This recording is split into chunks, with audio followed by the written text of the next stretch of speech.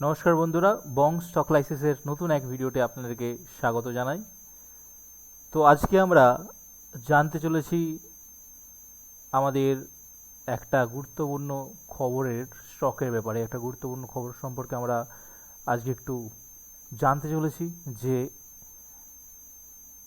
এই স্টকটা আগে বলে দিচ্ছি, আপনারা দেখেছেন ক্যাপশনের থাম্বনেলে অলরেডি দেখেছেন যে ইডেডা অর্থাৎ আমাদের Indian renewable development agency limited. তো এই স্টকটার সম্পর্কে আমরা রিসেন্ট আপডেট জানতে চলেছি।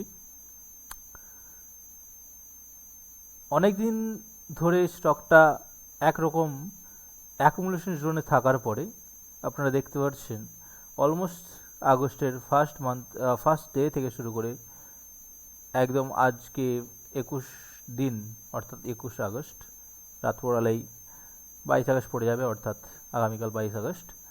তো এতদিন ধরে, প্রায় 21 দিন ধরে একটা অ্যাকুমুলেশন জোনে থাকার পরে স্টকটা ধীরে ধীরে তার রেজিস্ট্যান্সটাকে ব্রেক করে উপরের দিকে একটা আপওয়ার্ডস মোমেন্টাম একটা দেখানোর চেষ্টা করছে। তো আমরা চটজলদি কিছু কিছু রিসেন্ট রেজিস্ট্যান্স জোন ড্র করেছি, যেটা আমরা ইন্ট্রাডের ক্ষেত্রে ইউজ করতে পারি, অ্যান্ড শর্ট টার্ম ইনভেস্টমেন্টের জন্য আমরা এটাকে দেখে রাখতে পারি। তো ফার্স্টে আমরা দেখছি আমাদের প্রথম রেজিস্ট্যান্স, যেটা কিনা আছে, যেহেতু আমাদের আগের রেজিস্ট্যান্স যেটা ব্রেক করেছিল অলমোস্ট 250-এর কাছাকাছি একটা রেজিস্ট্যান্স ছিল, 250 থেকে 52। তো ওটা ব্রেকআউট দেওয়ার পরে আজকে তার উপরে স্ট্যান্ড হয়েছে, অর্থাৎ স্টেবল হয়েছে। অ্যান্ড এর পরবর্তী আমাদের কাছে যেটা রেজিস্ট্যান্স রয়েছে সেটা হচ্ছে 269। ফার্স্ট রেজিস্ট্যান্স রয়েছে 269। 269কে ব্রেকআউট দিলে সেকেন্ডে আমরা পাচ্ছি 280 রেজিস্ট্যান্স। তো সেখান থেকে একটা ডাউনফল এক্সপেক্ট করা যেতে পারে। আদারওয়াইজ আমরা পাচ্ছি থার্ড রেজিস্ট্যান্স 252, যেটা একটা strong resistance one kind of. And if 252কে যদি ক্রস করে, অর্থাৎ ব্রেকআউট দেয়, দেন আমরা একটা বুল রান দেখতে পাবো 302 পর্যন্ত। অ্যান্ড তারপরে যদি অল রেজিস্ট্যান্সকে ব্রেকআউট দেয়, দেন উই ক্যান এক্সপেক্ট এই স্টকটা 300 থেকে 330 অবধি যেতে পারে। এবার আমরা কিসের জন্য এত শিওর বলছি, চলুন আসুন একটু ফান্ডামেন্টাল অ্যানালাইসিস একটু দেখে নিই। আমরা ফান্ডামেন্টাল অ্যানালাইসিস চলে এসেছি, স্ক্রিনারে চলে এসেছি। দেখতে পাচ্ছি অলরেডি স্টকটার রিসেন্টলি রেজাল্ট আউট হয়েছিল। আমাদের কোয়ার্টার 1-এর রেজাল্ট অনুযায়ী স্টকটা আগের বারের তুলনায় ভালোই একটা প্রফিট গেইন করেছে। এখানে আমরা নিট প্রফিটের মার্জিনটাও দেখতে পাচ্ছি, ঠিক আছে। অ্যান্ড দেন আমরা আরও দেখতে পাচ্ছি টিটিএম পর্যন্ত NEET profit, total profit and লসের, এটাও বেড়েছে আগের থেকে।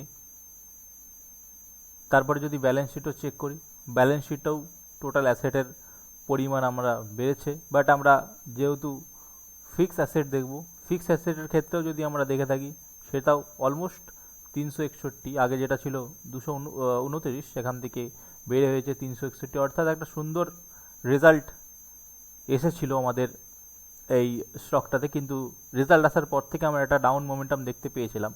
তো এতদিন ধরে কনসলিডেট করার পরে অ্যাকুমুলেশন জোন থেকে এটা ব্রেকআউট দিয়ে উপরে উঠেছে, যার জন্য আমরা এটাকে নেক্সট টার্গেট আমরা দেখতে পারি অলমোস্ট 289 মেজর টার্গেট আমাদের কাছে থাকবে।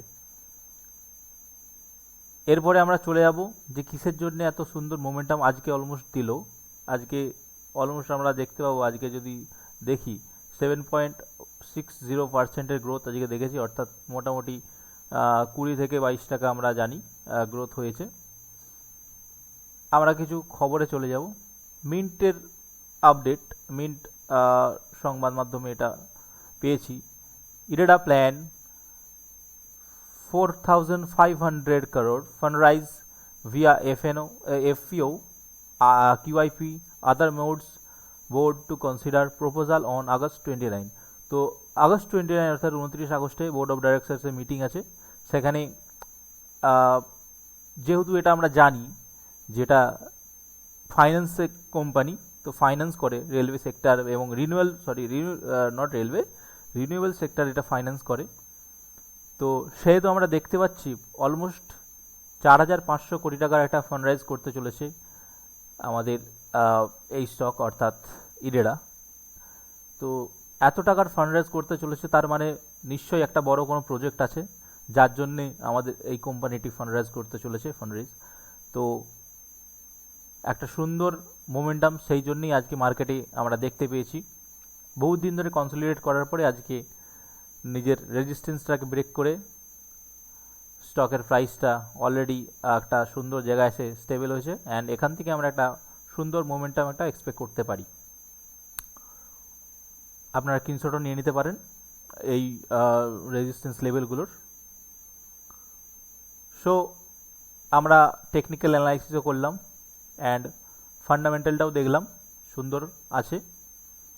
তো সেই জন্যে এটা কোনো আবারও বলে রাখছি, এটা কোনো বাই বা সেল করার এখানে কোনো সালা দিচ্ছি না বা কোনো পরামর্শ দিচ্ছি না, জাস্ট নলেজের জন্য এই ভিডিওটা করা।